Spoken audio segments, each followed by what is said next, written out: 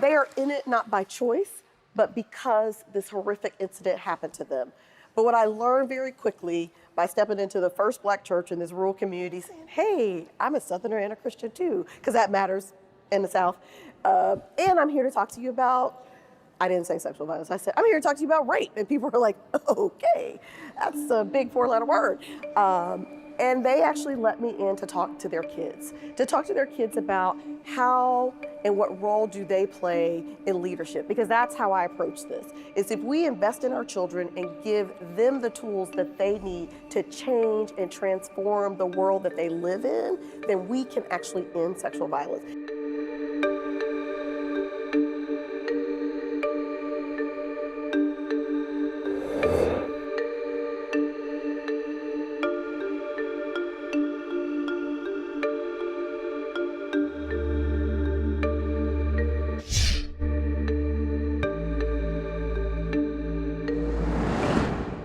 The anti-sexual violence movement is roughly 50 years old. If you ask most scholars, and there's still many advocates who were around 50 years ago, and many of them will tell you that in cities across the country, primarily women, during the women's rights movement, were really responding directly to survivors who were sexually assaulted. And the one place that they will say that started was when women were going to the hospital or other medical facilities to have a rape forensic exam kit, and they were leaving the hospital without any clothes, which is still true today. However, the country has over 1,300 rape crisis centers responding across the country to ensure that no one who goes to the hospital to seek a forensic medical exam leaves without any clothing. This term sexual violence is certainly used loosely to describe a spectrum of sexual harm, and today I would say probably in the last 10 years we also include sex trafficking, and specifically child sexual exploitation trafficking, as a form of sexual violence, which certainly was not the language we were using just a decade or a decade and a half ago. We're talking about the very most insidious forms of and egregious forms of sexual violence, such as first-degree forcible rape using a weapon. That's what most people imagine when they think about any form of sexual violence. But I would say globally, it certainly starts from verbal insidious language that people use. We tend to talk to young people about not using language that insinuates rape. In North Carolina, and essentially it's the same number globally, and that's, we believe that anywhere between 1 in 4 women before the age of 18 will be impacted by sexual violence. The data also supports between 1 in 8 boys before the age of 12 will be impacted by sexual violence. The beautiful thing about it being a movement is it's grown, it's changed to meet the needs of our community. I would say historically, it was primarily white women who started the movement, and today you'll see people that look like me and you, and all races and genders do this work from a place of love and the hope that we make our community safer for everyone.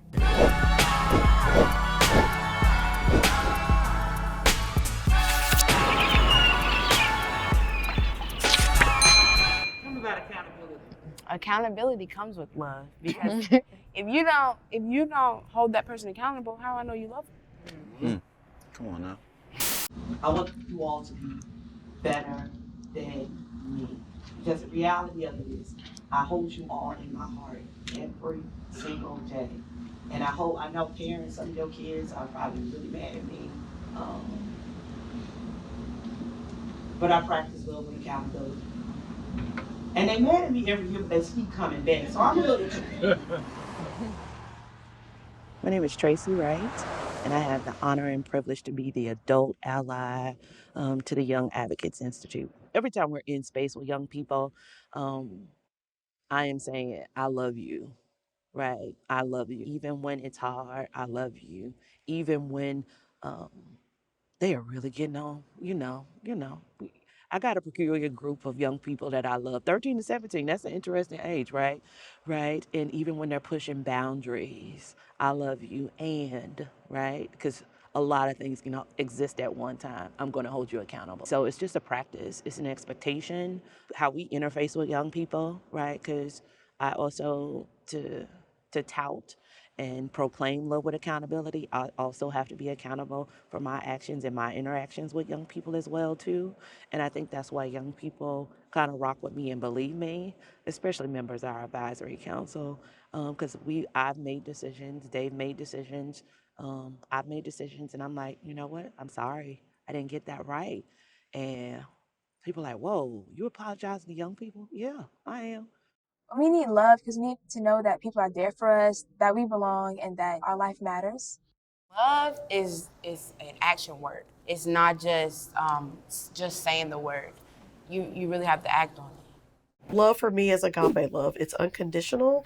And in order to do what I feel like my mission and ministry in this world is, and that's to create community where every single person has the ability to thrive and be successful, then you must love them regardless of whether you know them, have ever interacted with them, and regardless of their own faults or successes. So there's no timetable and there's no rules to love. You give it unconditionally without knowing anything about the person. And I think that's what YAI does. Children walk into YAI, we've never seen them before, and they receive the same love as the kids we've seen for the last 10 years.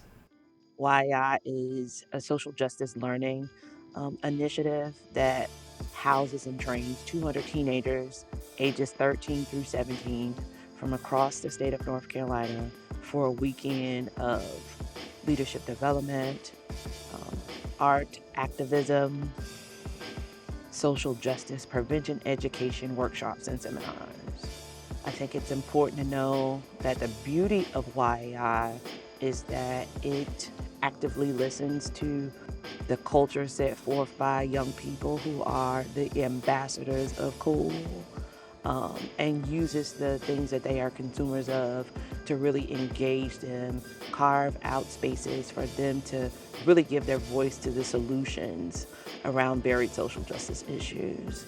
We are one of the most soulful learning opportunities, I believe, on this planet.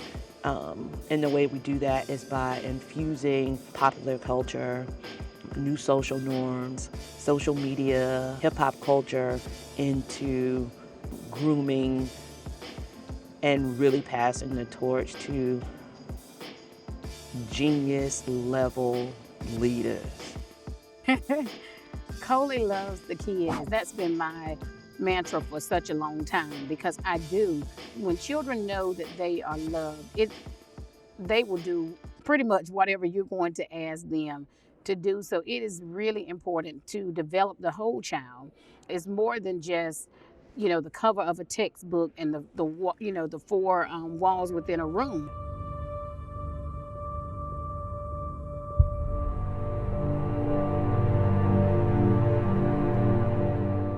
To work and do my work every day as a survivor of childhood sexual abuse, and understanding that how we even got to the Young Advocates Institute.